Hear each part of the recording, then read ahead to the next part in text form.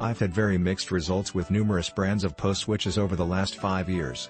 I use them primarily for home security systems, but most have been either very buggy or run fine for a while and then died. I've also had video latency issues and a whole host of performance problems with all of the other brands. Why didn't I get this NETGEAR in the first place? It's not that much more expensive than the other brands, and it gives me many more tools since it is a robust, managed switch. I've also noticed significant performance improvements. I am sold. I will recommend this PoE switch to anyone, both home or business use. Hands down, it's the best I've ever worked with.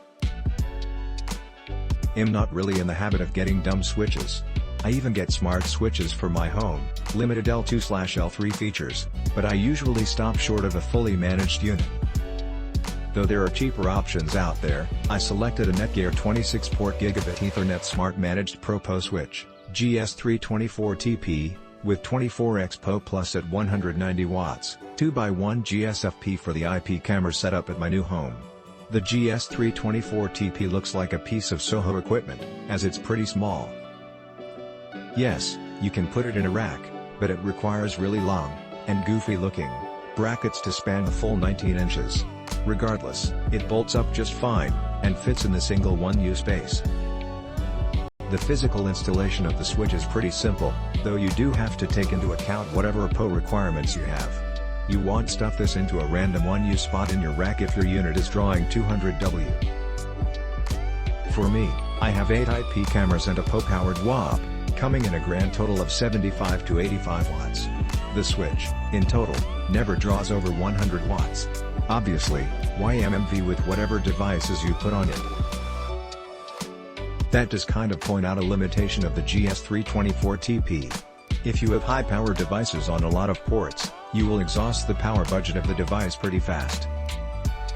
If that's you, get the NETGEAR GS724TP. IP cameras and VoIP phones, on the other hand, are fine on this unit. In use, the device functions just fine if you plug it in and leave it alone. There were no PoE problems, like dropouts, or negotiation errors. Switching performance was fine, too. That's not really a surprise, as you'll find the same SoC driving this as several of NETGEAR's other 1FET/S switches. Along the same line, it's worth noting that you don't get SFP+, bummer. Unlike some PoE switches, the fans are PWM controlled. Under non-PoE operation, or with light PoE loads, the fans are stopped or silent. As the heat goes up in the metal casing, the fans come on at variable speed.